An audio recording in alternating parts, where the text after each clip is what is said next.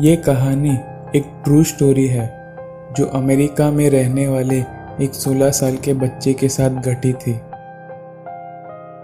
इसके आगे की कहानी आप उस 16 साल के बच्चे की पॉइंट ऑफ व्यू से सुनेंगे। मैं तभी 16 मेरे दोस्त को एक मैसेज आया उसके मोबाइल पर कि हमारा स्कूल लॉकडाउन पर है। लॉकडाउन मतलब सारे दरवाजे, सारी एंट्री और एग्जिट सब कुछ बंद कर दिया जाता है। वो मैसेज पढ़ने के बाद हम दोनों ने एक दूसरे को देखा और मन ही मन सोचा कि हमारे टीचर्स को तो पता ही दरवाज़ा फिर से बंद हुआ और बाथरूम में फिर से अंधेरा हो गया। मैंने और मेरे दोस्त ने अपने सांसों की आवाज़ों को कम करने की बहुत कोशिश की, लेकिन रूम में इतना साइलेंस था कि हमारे करीब कोई आ रहा है उसके पैरों की आवाज़ें आ रही थी हमें। वो आदमी अचानक से रुक गया और जोर जोर से सांसें लेने लगा। ये सुनकर मेरे और मेरे दोस्त की तो सांसें अटक गई थी। लेकिन उसके बाद मेरे दोस्त ने एक बहुत सी स्टूपिड सी चीज़ की। उसने मेरे कान में विस्पर किया, चल यहाँ से निकलते हैं। वो वॉशरूम इतना साइलेंट था कि मेरे दोस्त का फुसफुसाना भी पूरे रूम में आराम से सुनाई देता। जो जोर जोर से सांसें लेने की आवाज़ें आ रही थी वो अचानक रुक गई। हम वॉशरूम का जो केबिन होता है वहाँ पर छुपे हुए थे। तो अचानक वो केबिन के दरवाजे का हैंडल कोई जोर जोर से खींचने लगा। तभी मैंने मेरे दोस्त को बोला, चल भाग भाग यहाँ से। हम क्रॉल करके बाजू वाले केबिन में गए और वहाँ का दरवाज़ा खोलकर भाग निकले।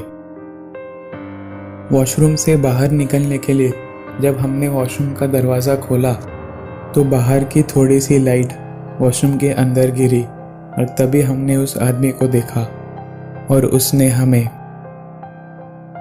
हम फटाफट बाहर निकलकर क्लासरूम की तरफ भागे और क्लासरूम का दरवाज़ा खटखटाया तो हमारे टीचर ने तुरंत हमें अंदर ले लिया। अब तक जो कुछ भी हुआ मेरे दोस्त ने मेरे टीचर को सब कुछ बता दिया। उसने ये भी कहा कि उस आदमी के पॉकेट से एक गन बाहर निकली हुई थी। ये बात सुनकर मैं थोड़ा सा शॉक हो गया क्योंकि मैंने तो कोई गन नहीं देखी थी, लेकिन मैं पहले से ही इतना डरा हुआ था कि कुछ सोचा भी नहीं जा रहा था। यूजुअली ऐसे दो लोग डर कर भाग कर आ जाते, ये बात सुनकर पूरा क्लास हंस पड़ता, लेकिन इस बार सब लोग के चेहरे पर घबराहट साफ साफ दिखाई दे रही थी। अचानक बाहर से दरवाज़ा ठोकने की आवाज़ आई और क्लास में सभी लोग जैसे अपनी सीट से उछल पड़े और लड़कियां जोर जोर से चिल्लाने लगी। क्योंकि मैं और मेरा दोस्त दरवाजे के काफ़ी करीब खड़े थे, इसीलिए हम उस आदमी को साफ साफ देख रहे थे जो छोटी सी कांच की खिड़की। तो दोस्तों, आपको स्टोरी कैसी लगी कमेंट बॉक्स में ज़रूर बताएं। अब चलते हैं दूसरी कहानी की ओर।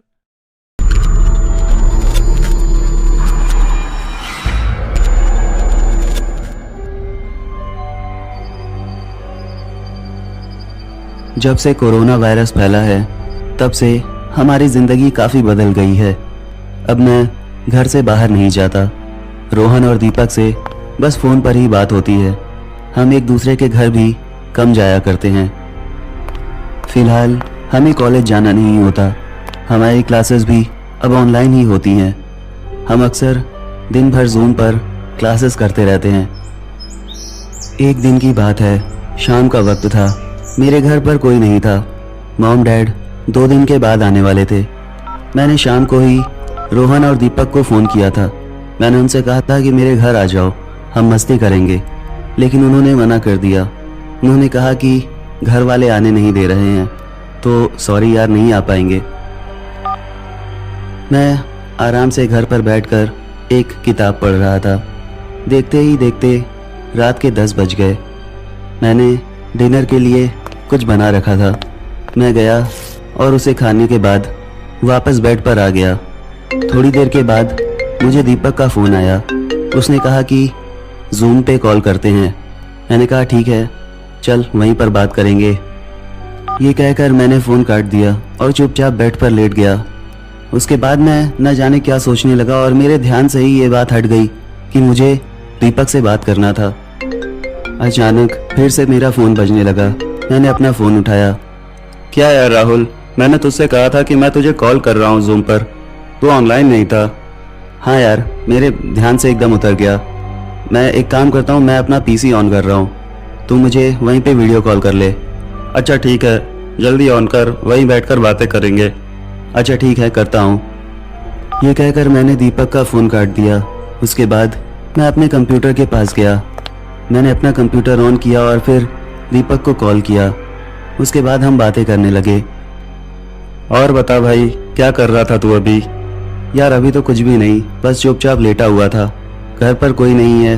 मैंने तुम लोगों से कहा था कि मेरे घर पर आ जाओ, मस्ती करेंगे, पर तुम लोग आए ही नहीं। अरे यार, तू तो जानता है ना, कोरोना की वजह से घर वाले बाहर नहीं जाने देते। उन्हें लगता है कि हम बाहर निकलकर इधर उधर घूमने लगेंगे। हाँ ये बात तो है। वैसे आजकल तूने नोटिस किया है, हम जब ऑनलाइन क्लास कर रहे होते हैं तो टीचर्स हमें म्यूट कर देते हैं। हाँ यार, इसके पहले बहुत मज़ा आता था, हम आपस में बातें कर सकते थे। हाँ तुझे याद है? हाँ लेकिन आजकल ऐसा नहीं हो पा रहा है। अरे यार राहुल, तेरे तेरे तेरे पीछे कोई खड़ा है यार। हाँ ये बहुत पुराना हो गया, कुछ नया बता। यार मैं मजाक नहीं कर रहा हूँ, तेरे पीछे कोई खड़ा है, पीछे पलट कर देख। बस कर। अच्छा ठीक है, अब तू कह रहा है तो मैं देख लेता हूँ। मैंने पीछे पलट कर देखा। पीछे कोई नहीं था, बस कुछ सामान थे जो इधर उधर बिखरे हुए थे। मैंने उन्हें हटाकर दूसरी जगह पर रख दिया। उसके बाद मैं वापस कंप्यूटर पर बैठ गया और मैंने दीपक से कहा, क्या कह रहा था तू? तूने कहा था पीछे कोई खड़ा है। मैं भी गया, सारा सामान भी हटा कर आया, लेकिन कोई नहीं था। वैसे ये वाली लाइन ना बहुत पुरानी हो गई है। अरे यार राहुल, मैं मजाक नहीं कर रहा, तेरे पीछे कोई खड़ा था, मैंने देखा। अच्छा ठीक है, ये बता, रोहन से बात हुई तेरी? हाँ रोहन से बात हुई थी, पर वो भी कहीं बाहर नहीं निकल रहा।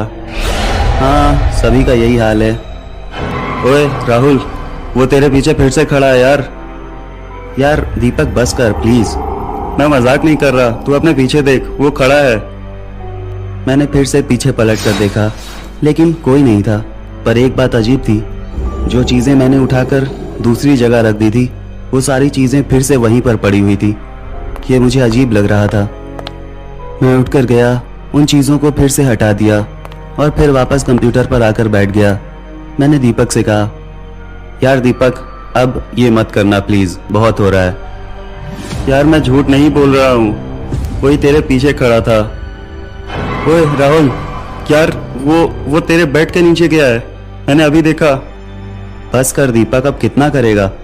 मेरी बात का यकीन कर, वो तेरी बेड के नीचे गया है, जल्दी देख। अच्छा ठीक है, 1 मिनट रुक जा, मैं देख रहा हूँ। मैं कंप्यूटर के पास से उठा और बेड के पास गया। मुझे थोड़ा डर भी लग रहा था, क्योंकि मैं घर पर बिल्कुल अकेला था। धीरे से मैंने बेड के नीचे झांका और मैं बहुत ज़्यादा डर गया था, क्योंकि बेड के नीचे एक अजीब सा आदमी था। वो मुझे देखकर मुस्कुराने लगा। उसने हाथ बढ़ाकर मेरा पैर पकड़ लिया। मैंने झटके से अपना पैर छुड़ाया और दौड़कर दूसरे कमरे में भाग गया और कमरे का दरवाज़ा बंद कर लिया। मुझे बहुत डर लग रहा था। मैं ये सोच रहा था कि मैं अब क्या करूँगा। मुझे लगा कि चलो पुलिस को कॉल करते हैं। जब मैंने अपना फ़ोन अपनी जेब में देखा तो मुझे याद आया कि मैंने फ़ोन तो उसी कमरे में छोड़ दिया। अब मैं क्या करूँगा? थोड़ी देर के बाद मुझे चलने की आवाज़ सुनाई देने लगी। वो वही आदमी था जो घर में इधर उधर घूम रहा था। कुछ देर के बाद जिस कमरे में मैं छुपा हुआ था, मुझे लगने लगा कि वो इसी कमरे के नज़दीक आ रहा है, क्योंकि मुझे उसके चलने की आवाज़ सुनाई दे रही थी। थोड़ी देर के बाद वो ज़ोर ज़ोर से मेरा दरवाज़ा पीटने लगा। मैं और भी ज़्यादा डर गया था। कुछ देर तक वो ज़ोर ज़ोर से दरवाज़ा पीटता रहा। मैं चुपचाप पीछे खड़ा हुआ था। अचानक आवाज़ बंद हो गई। मुझे लगा कि शायद वो चला गया है। मैंने धीरे से दरवाजे के नीचे से झांक कर देखा और मेरी आंखें फटी की फटी रह गई, क्योंकि वो भी मुझे वहाँ से झांक रहा था। मैं झटके से पीछे की तरफ हट गया। मैं दीवार के पास चला गया था क्योंकि मुझे बहुत ज़्यादा डर लग रहा था। मुझे ज़ोर ज़ोर से हंसने की आवाज़ सुनाई देने लगी। ये वही आदमी था जो पागलों की तरह हंस रहा था। मुझे कुछ भी समझ नहीं आ रहा था कि अब मैं क्या करूँगा। कुछ देर के बाद अचानक पुलिस की गाड़ी की आवाज़ आने लगी। उसके बाद मुझे ऐसा लगा जैसे कुछ लोग मेरे घर के अंदर घुसे। मैं अपने कमरे के दरवाजे के पास गया और कान लगाकर सुनने लगा। शायद वो पुलिस वाले थे। वो आपस में कह रहे थे कि सारे कमरों की तलाशी लो। कुछ देर के बाद उन्होंने किसी को अरेस्ट कर लिया और वो ज़ोर से आवाज़ देने लगे, क्या इस घर के अंदर कोई मौजूद है? हमने इस पागल आदमी को पकड़ लिया है। अगर कोई भी छुपा हुआ है तो वो बाहर आ जाए। मेरी जान में जान आई। मैं बाहर निकल कर गया। मैंने देखा कि पुलिस वालों ने उस आदमी को पकड़ लिया था। मैं कमरे से निकलकर पुलिस वालों के पास गया। वो आदमी मुझे घूर रहा था। मैंने पुलिस वालों से कहा, आप लोगों का तहे दिल से शुक्रिया कि आप लोग यहाँ आ गए, वरना आज ये आदमी शायद मुझे मार डालता। पुलिस वालों ने कहा, नहीं, ऐसी बात नहीं है। हमें आपके किसी दोस्त ने फोन करके बताया कि आपके घर पर ऐसा कोई आदमी छुप गया है। हाँ, शायद आपको मेरे दोस्त दीपक ने फ़ोन किया होगा। वैसे आप लोग प्लीज़ इसे यहाँ से लेकर जाइए। पुलिस वाले उस दिन उसे वहाँ से लेकर चले गए। बाद में उस आदमी के बारे में पता चला कि वो आदमी एक पागल आदमी था जो एक अजीब सी जगह पर रहता था। उसे खून देखकर खुशी मिलती थी, इसीलिए वो अक्सर लोगों को मार देता था। शायद उस दिन वो मुझे भी मार देता, पर मेरी किस्मत अच्छी थी और मैं दीपक का शुक्रगुजार हूँ जिसने मेरी मदद की। उस दिन अगर दीपक ने पुलिस वालों को कॉल नहीं किया होता तो शायद मैं आज जिंदा ना होता।